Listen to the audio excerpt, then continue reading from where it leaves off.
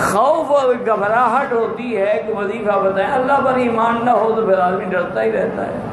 اگر اللہ پر ایمان ہو اور یقین ہو کہ جو لکھا ہے وہ ہوگا، پھر ڈر کس بات کا؟ جب آدمی کو یقین ہو کہ کل لن یصیبنا الا ما کتب اللہ لنا، ہمیں کچھ ہو نہیں سکتا جب تک میرا اللہ نہ لکھے، تو یہ جو ہم ڈرتے رہتے ہیں معنی یہ ہے بھئی ہمارا ایمان کمزور ہے۔ اچھا، ایمان کی مضبوطی کیسے ہوگی؟ اعمال صالحہ سے اور اللہ والوں کی صحبت سے۔ ایسے نہیں ہوتا، ایسے مربع نہیں بنتا۔ لاکھ کتابیں پڑھ لو، جب تک مربی نہ ہو، بنانے والا نہ ہو۔ بزرگوں نے لکھا ہے کہ ہر چیز کے لیے ایک اندر کی گرمی ہے، ایک باہر کی گرمی۔ جب تک یہ دو حرارتیں جمع نہ ہوں بندے کی اصلاح نہیں ہو سکتی۔ اندر کی گرمی تو حاصل ہوگی اللہ کے ذکر سے، الا بذکر اللہ تطمئن القلوب، اور باہر کی جو گرمی ہے وہ حاصل ہوگی کسی اللہ والے کی صحبت سے۔ جب یہ دونوں چیزیں مل جائیں گی تو پھر کمال حاصل ہوگا۔ اس لیے کوشش کیا کریں، اچھا کوئی نہ ملے نہ تنہائی میں بیٹھ کے قرآن پڑھا کریں۔ کوئی اللہ والا نہ، یہ تو ہو نہیں سکتا کہ اللہ والے نہ ہوں۔ اللہ کا قرآن کہتا ہے کہ اللہ والوں کے ساتھ رہو، تو ہوں گے تو رہیں گے نا، اس کا معنی ہے کہ اللہ والے ہیں۔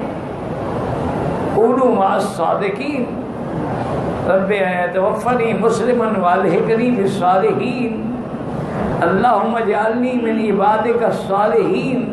تو یہ معنی ہے کہ صالحین ہیں۔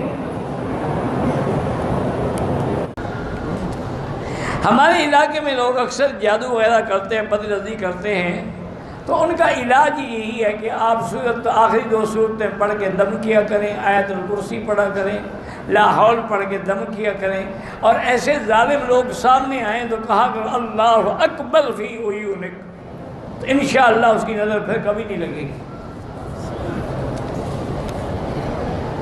ایک بزرگ نے اچھا ایک عمل لکھا ہے کہ بسم اللہ حبت حابس شجر یابس شہاب قابس ردت عین العائن علیہ وعلی احب الناس الیہ۔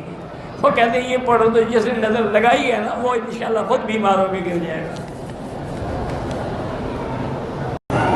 4 بہنیں ہیں، شادی نہیں ہو رہی۔ ہماری بھابھی نے جادو کا، یہ میری بیٹی، اصل بات تو یہ ہے جادو میں مانتا ہوں کہ ہوتا ہے، جادو سے رشتے بھی بند کیے جاتے ہیں۔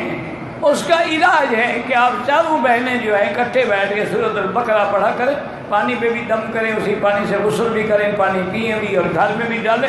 آپ 7 راتیں پڑھیں گے، اگر واقعی شیطانی اثر ہے تو ختم ہو جائے گا۔ باقی کبھی حالات بھی ایسے ہوتے ہیں کہ رشتہ نہیں ہوتا، ماں باپ سے غفلت ہو جاتی ہے، لڑکیوں کی عمر زیادہ ہو جاتی ہے، پھر رشتے نہیں آتے۔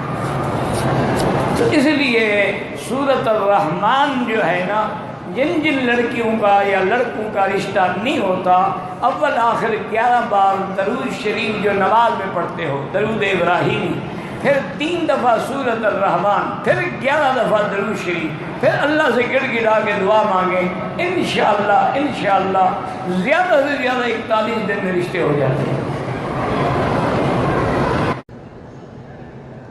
میری ایک بہن ہے، اس کی شادی نہیں ہو رہی، تو میری بہن، میری بیٹی سورۃ الرحمن اول آخر درود شریف پڑھ کے 3 دفعہ۔ اچھا پھر یہ بات لوگ کہتے ہیں اور جی آپ نے بتایا تھا، میں نے 21 دن پڑھا ہے، ابھی تک تو میری شادی نہیں ہوئی۔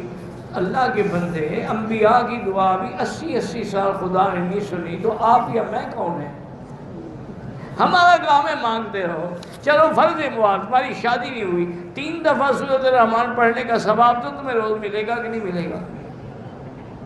تو اس میں کون سا تمہارا نقصان ہو رہا؟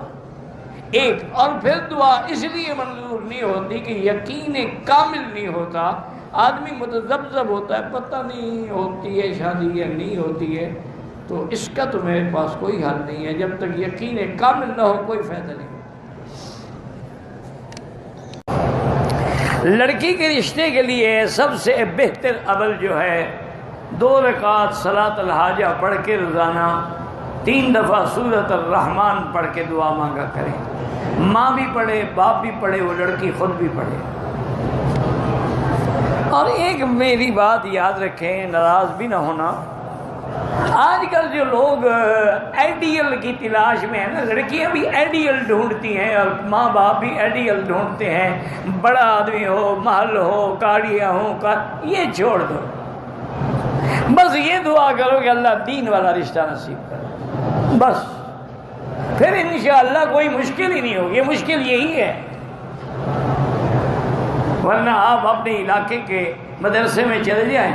ہمارے ہاں تو یہی ہوتا تھا کہ جب لڑکی جوان ہوئی انہوں نے آگے استاد سے کہا حضرت بھی لڑکی بالغ ہو گئی ہے، کوئی لڑکا اچھا شریف ہو نکاح کر.